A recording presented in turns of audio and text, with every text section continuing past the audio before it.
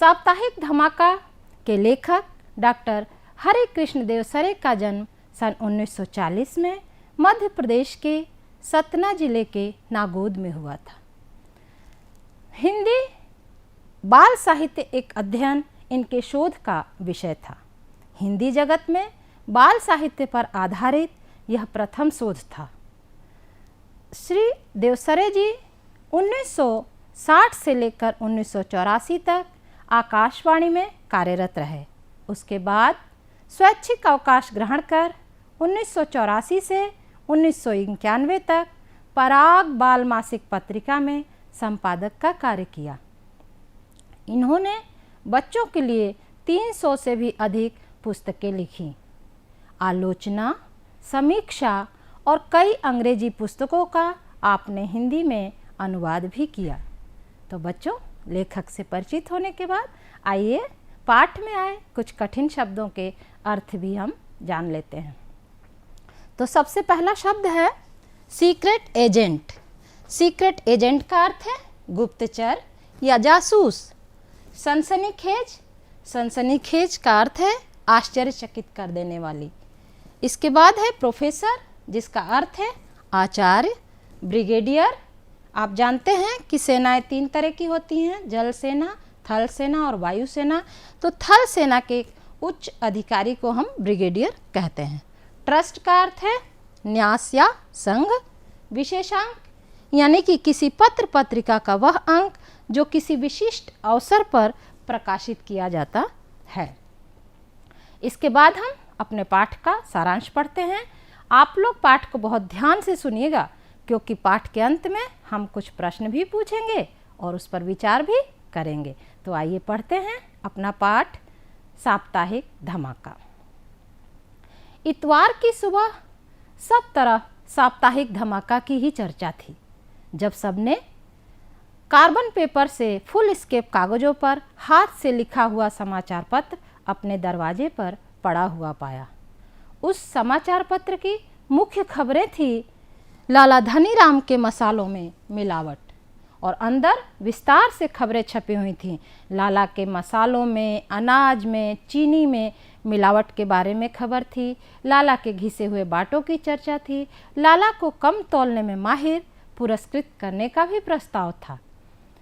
अखबार में कुछ खबरें चटपटी थीं तो कुछ दिल मिलाने वाली थीं। जैसे कुछ खबरों के शीर्षक थे, गुटकू भटनागर बैगन की सब्जी से चिढ़ते हैं। ठेकेदार हजारा सिंह ने लड़की की शादी में 50,000 नगद दहेज दिया। हेडमास्टर चोपड़ा के घर स्कूल के चपरासी काम करते हैं। क्लास टीचर सोहन लाल ने 3 महीने की फीस स्कूल में जमा नहीं की। इसके अलावा कुछ शरारती बच्चों की भी खबरें छपी थीं, जैसे कि वीरू ने पिता की घड़ी चुराकर 50 रुपये में बेची। राजेश का सफ़ेद कुत्ता चोरी हो गया। दीनू और रमेश ने स्कूल से भागकर पिक्चर देखी। यह समाचार पढ़ते ही चारों तरफ साप्ताहिक धमाका हंगामा करने लगा। इसकी सनसनीखेज खबरें सबको सचेत करने लगीं और सभी इन खबरों को पढ़कर आश्चर्यचकित थे। अखबार में संपादक की जगह लिखा था हम बच्चे। यह देखकर सभी को यह समझने में बिल्कुल परेशानी नहीं हुई कि यह काम कुछ बच्चों का है। अगली सुबह लाला धनीराम की दुकान पर भीड़ लग गई। जब टंडन साहब ने 1 किलो चीनी तुलवाई और बाट उठाकर देखा तो नीचे से घिसा हुआ पाया। फिर तो लोगों की भीड़ जमा हो गई। खूब चकचक हुई। जब गुटकू भटनागर निकले तो बच्चे उन्हें बैगन की सब्जी कहकर चिढ़ाने लगे। सभी लोग जानना चाह रहे थे कि साप्ताहिक धमाका कौन से बच्चे लिखते हैं, कब खबरें एकत्र करते हैं, कब उसे प्रकाशित करते हैं। लेकिन यह बात किसी को नहीं पता चली, क्योंकि साप्ताहिक धमाका की जो योजना थी वह बहुत ही गोपनीय ढंग से बनी थी। साप्ताहिक धमाका का जब दूसरा अंक प्रकाशित हुआ तो उसकी खबरें थी रिश्वतखोर मुंशी शादीलाल के काले कारनामे, सनातन धर्म मंदिर ट्रस्ट के हिसाब में घोटाला, सीक्रेट एजेंट डेविड की विशेष रिपोर्ट, मोहल्ले के शराबियों का भांडाफोड़। अगले इतवार को जब ये अंक प्रकाशित हुआ तो ऐसा लगा जैसे किसी ने मिर्ची के पैकेट खोलकर हवा में उछाल दिए हों, क्योंकि खबरें सबको तिलमिला देने वाली थी। शराबी अपनी सफाई पेश कर रहे थे। समाज के कुछ सम्मानित लोगों की भी पोल खुल चुकी थी। मंदिर का चंदा खाने वाले लोग बच्चों को पापी और अधर्मी बता रहे थे। इन बच्चों को जो साप्ताहिक धमाका प्रकाशित करते थे, उन्हें पकड़ने के लिए बहुत सी योजनाएं बनाई गई। उनके लिखावट के नमूने लिए गए, उन पर निगाह भी कुछ शरारती बच्चों पर रखी गई, लेकिन कोई फ़ायदा नहीं हुआ। हार कर लोगों ने मोहल्ले की एक मीटिंग बुलाई। मीटिंग में मुंशी शादीलाल ने कहा कि यह काम तो अंग्रेज़ों के ज़माने में क्रांतिकारी किया करते थे, लेकिन उनका भी अंग्रेज़ों को पता चल ही जाता था।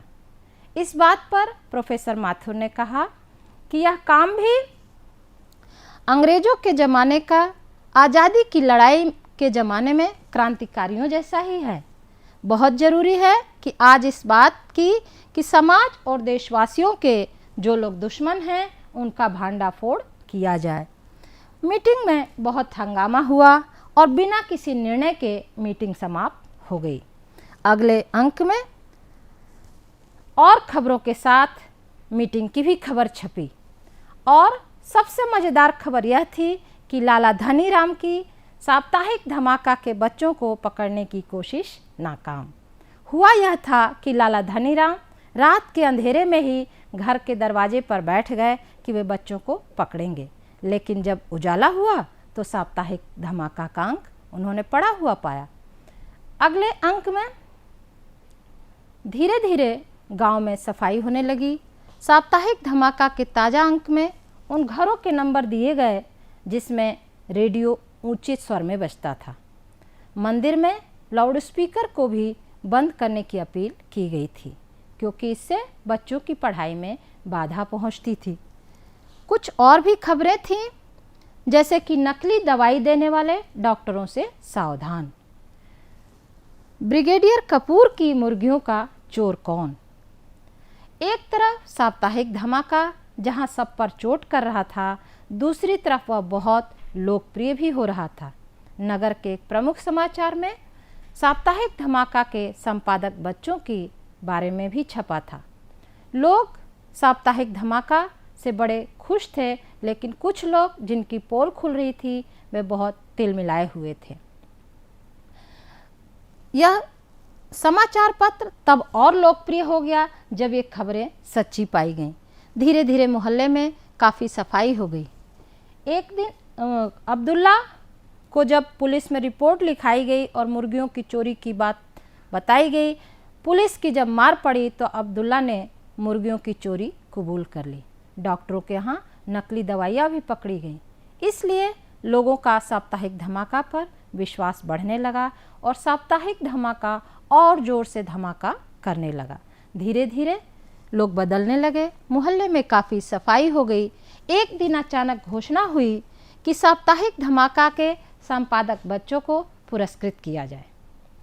एक पार्क में शामियाना लगाया गया, मंच बनाया गया। शाम होते होते वहाँ भीड़ इकट्ठी हो गई। सभी लोग उन बच्चों को देखने के लिए बहुत ही उत्साहित थे। मंच पर शादीलाल, धनीराम, चेलाराम और चिरंजी लाल पधारे और उन्होंने मुक्त कंठ से साप्ताहिक धमाका के बच्चों की प्रशंसा की। उन्होंने कहा कि इन बच्चों ने हमें गलत रास्ते से हटाकर सही राह दिखाई है, इसलिए हम चाहते हैं कि इन बच्चों को 500 रुपये का पुरस्कार दिया जाए, लेकिन हम नहीं जानते कि वे बच्चे कौन हैं, तो वे मंच पर आएं और अपना पुरस्कार ले जाएं। सभी लोग मंच पर बैठे हुए भीड़ की तरफ देखने लगे और भीड़ में बैठे लोग अपने पीछे मुड़ मुड़ कर देखने लगे कि वे बच्चे कौन हैं। लेकिन 5 मिनट, 10 मिनट, 15 मिनट बीत गए, मंच पर कोई बालक आगे नहीं आया और लोग शोर मचाने लगे। मंच पर बैठे लोगों की खिल्ली उड़ने लगी और इसी के साथ सभा समाप्त हो गई। अगले साप्ताहिक धमाका के अंक में इस बात की भी खबर छपी कि लोगों की साप्ताहिक धमाका के संपादक बच्चों को पकड़ने का षड्यंत्र कामयाब नहीं हुआ। कोशिश नाकाम रही। अंत में मोहल्ले के लोग सुधरने लगे, डॉक्टरों के यहाँ अच्छी दवाइयाँ बिकने लगी और रेडियो का स्वर, लाउडस्पीकर का स्वर धीमा हो गया। मुंशी शादीलाल भी कहने लगे कि ईश्वर जितना दे रहा है उसी में गुजारा करें, इस बानर सेना से कौन दुश्मनी ले। बच्चों, पिछले दिनों जब साप्ताहिक धमाका के बच्चों से लेखक की मुलाकात हुई तो लेखक ने उनके काम की बहुत तारीफ़ की और सबसे अधिक प्रशंसा इस बात की कि उन्होंने इस बात को गोपनीय रखा, किसी को खबर नहीं लगने दी कि खबरें कब प्रकाशित होती हैं, कब एकत्र की जाती हैं। आप जानते हैं वे बच्चे कौन थे? वे बच्चे उसी मोहल्ले के थे और इनकी संख्या 4 थी। ये बहुत ही सहज होकर रहते थे और इनकी तेज निगाहों से कोई बात छिप नहीं पाती थी। जानते हैं इनकी लिखावट क्यों नहीं पकड़ में आई? क्योंकि इन्होंने दोनों हाथों से लिखने का अच्छा अभ्यास किया था। ये चारों बच्चे अपने काम से बेहद खुश थे। इन्होंने कहा कि साप्ताहिक धमाका अभी बंद नहीं हुआ है। जब तक उनके मोहल्ले की समस्याएं रहती हैं तब तक प्रकाशन साप्ताहिक धमाका का होता रहेगा। जैसे ही समस्याएं खत्म हो जाएंगी, प्रकाशन बंद हो जाएगा। बच्चे अपने काम से बेहद खुश थे। उन्होंने कहा कि वे अपनी बातों को अभी भी गोपनीय रखेंगे। साप्ताहिक धमाका का एक विशेष अंक भी प्रकाशित होने वाला है। आपको यदि मिलता है तो आप उसे ज़रूर पढ़ें, क्योंकि देश के नाम बच्चों की यह चुनौती है।